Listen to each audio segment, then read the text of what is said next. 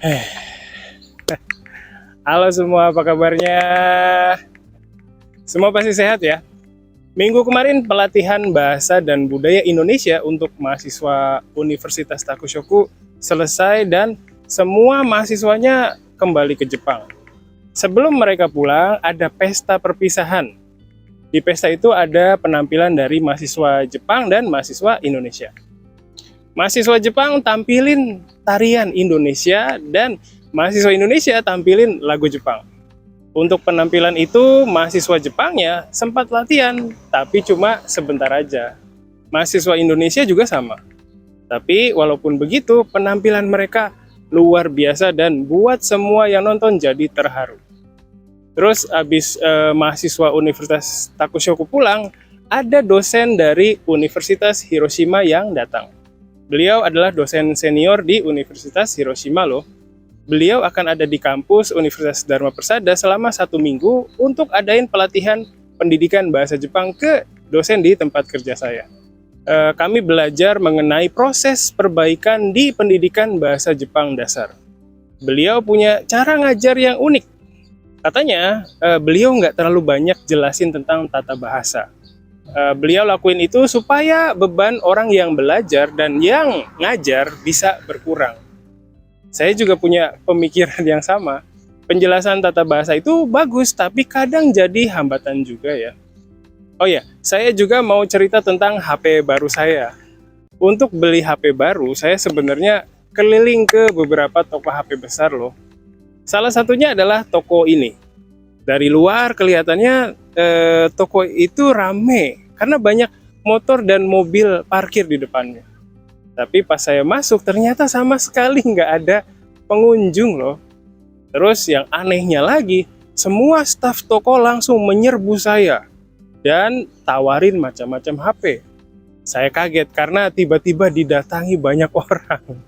Toko itu besar dan kayaknya banyak HP yang bagus. Tapi saya batalin beli HP di sana soalnya takut dengan para stafnya. Di Indonesia kayaknya pelayanan kayak gitu adalah hal yang umum. Tapi kalau gitu, apa ada orang yang mau beli ya?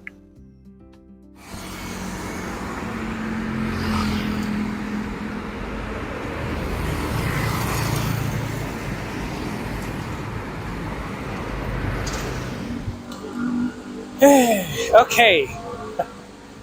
Itu tadi cerita keseharian saya.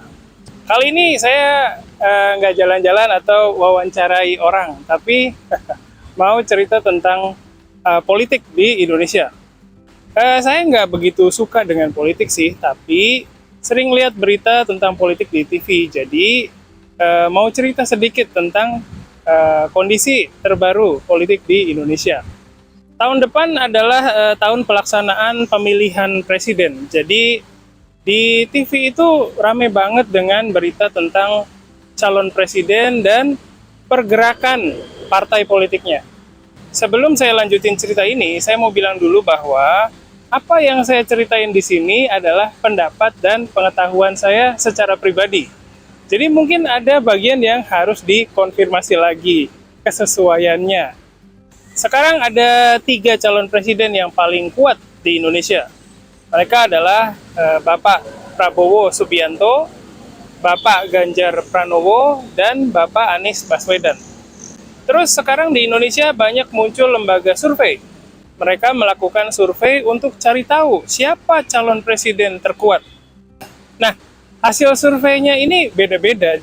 Tapi dari beberapa hasil survei yang saya baca, saya punya gambaran bahwa calon presiden terkuat adalah Bapak Prabowo Subianto.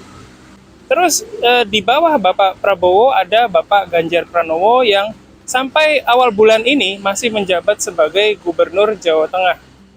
Nah, kalau Pak Anies Baswedan kebanyakan selalu ada di urutan nomor 3.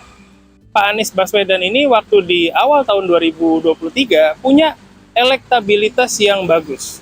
Tapi nggak tahu kenapa akhir-akhir ini jadi menurun.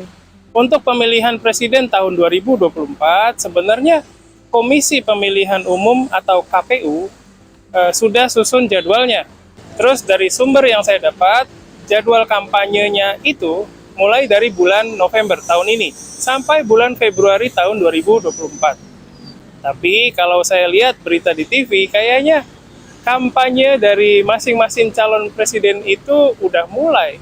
Para pendukung masing-masing calon presiden ini sering adain kegiatan sosial kayak bikin pasar murah, terus seminar, rapat-rapat besar, dan kegiatan lainnya. Rapat besar yang tadi saya sebutin itu, rapatnya emang besar banget, soalnya diadain di Stadion Gelora Bung Karno atau di stadion-stadion besar lainnya di kota yang beda-beda.